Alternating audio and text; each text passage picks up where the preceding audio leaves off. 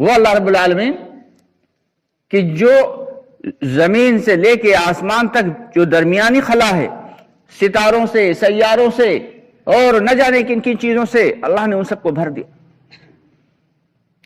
ہمیں تو یہ زمین ایک چھوٹا سا ایک قطع ہے یہ دنیا کا، کہتے ہیں نہیں دنیا ہم نے گھوم لی، یہ دنیا نہیں گھومی ابھی۔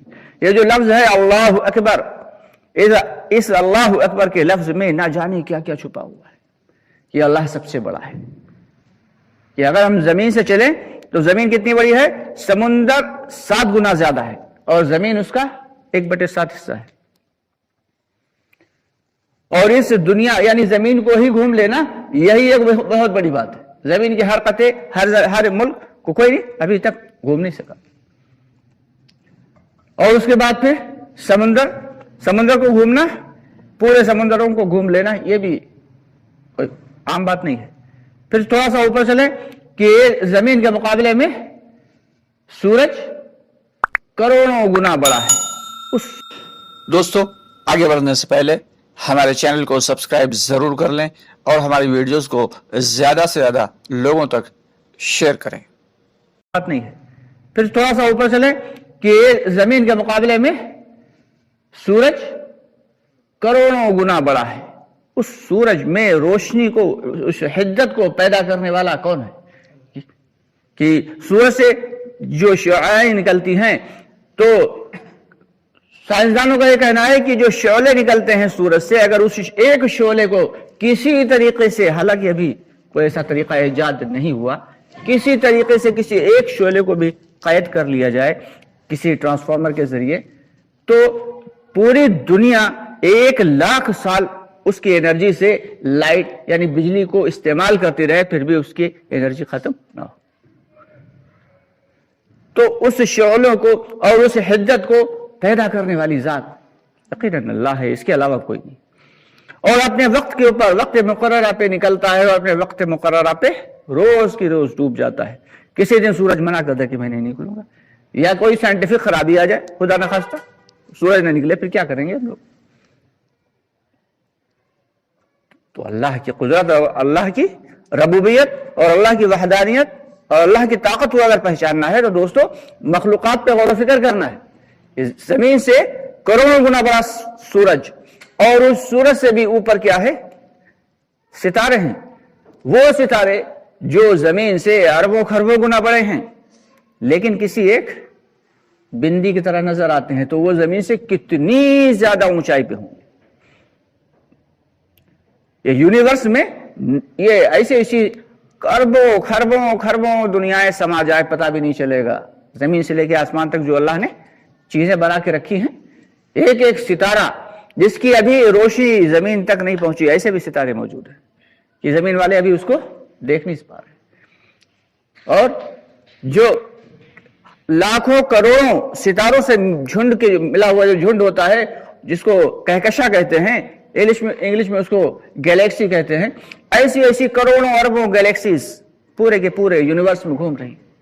ان گیلیکسیز کو بنانے والا اور ان ستاروں کو بنانے والا، ان کو پیدا کرنے والا کون ہے؟ یقیناً اللہ کے سوا کوئی نہیں۔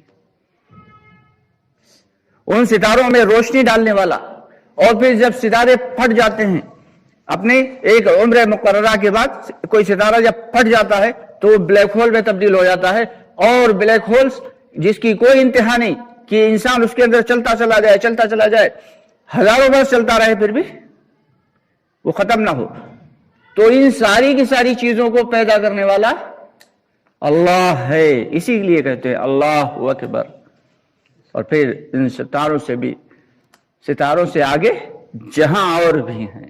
اس کے بعد ایک پہلا آسمان آتا ہے، اور پہلے آسمان کی جو علماء کرام، مفسرین کرام ایک بتاتے ہیں نشاندہی کے طور پہ، کیسے اندازہ لگائے کہ زمین کے مقابلے میں کتنا بڑا ہے، کہ جیسے بہت بڑے کوئی ریگستان میں انگلی کا ایک چھلا ڈال دیا جائے، تو اس چھلے نے جو انگلی کے چھلے نے جو رنگ نے جگہ گھیری ہوئی ہے، وہ دنیا ہے یعنی زمین ہے، اور باقی کا پورا ریگستان جو ہے وہ کیا ہے؟ آسمان ہے۔ یہ پہلا آسمان ہے، اور پہلے آسمان کے مقابلے میں دوسرا آسمان کتنا بڑا ہے؟ جیسے زمین کے مقابلے میں پہلا آسمان بڑا ہے، ایسے ہی پہلے آسمان کے مقابلے میں دوسرا آسمان، پھر بتدریج دوسرا کے بعد تیسرا اس کے مقابلے میں ایسے بڑا، پھر چوتھا اس کے مقابلے میں ایسے بڑا، پھر پانچواں اس کے، پھر ساتواں اس سے بھی زیادہ بڑا۔ ان 7 آسمانوں کو بنانے والا رب العالمین خود کتنا بڑا ہوگا؟ اس 7 آسمانوں کے اوپر اللہ رب العالمین کا عرش ہے، اور اللہ رب العالمین اپنی کرسی پہ جلوہ افروز ہے۔ تو اس عرش جو ہے وہ دنیا کی سب سے بڑی مخلوق ہے، یعنی 7ویں آسمان سے بھی کہیں زیادہ بڑا۔ جب اللہ تعالیٰ نے عرش کو پیدا کیا تو عرش کو تھوڑا سا یہ ہوا کہ دنیا کی سب سے بڑی اور سب سے خوبصورت مخلوق میں ہی ہوں، اپنے اندر تھوڑا سا گھمنڈ پیدا ہوا۔ اللہ رب العالمین نے ایک سانپ پیدا کر دیا جو پورے کے پورے عرش کو لپٹ گیا، پورے کے پورے عرش کو لپٹ گیا، اور اس سے بھی زیادہ لمبا تھا وہ سانپ، عرش سے بھی زیادہ لمبا۔ اور اس عرش کے گرد جو لپٹا ہوا سانپ تھا، اس سانپ کے 70,000 بازو تھے، اور ہر بازو میں 70,000 منہ تھے، اور ہر منہ میں 70,000 زبانیں تھیں، اور وہ ایک ہی سانس میں کروڑوں اربوں مرتبہ سبحان اللہ الحمدللہ کہہ رہا تھا۔ اسے دیکھ کے عرش جو ہے وہ فوراً گھبرا گیا، اس نے توبہ کی کہ یا رب العالمین مجھ سے غلطی ہوئی کہ میں نے اپنے آپ کو سب سے بڑی مخلوق سمجھ کے تھوڑا سا گھمنڈ کیا، لیکن آپ نے دکھا دیا کہ مجھ سے بھی مخلوقات بڑی جو ہے آپ پیدا فرما سکتے ہیں۔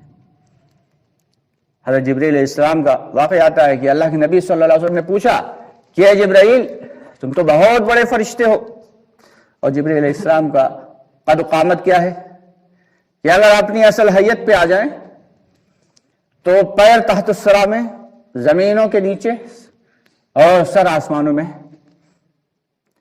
اور ایک لمحہ لگتا ہے کہ وہ آسمانوں سے زمین پہ آ جاتے ہیں، یہ قد و قامت۔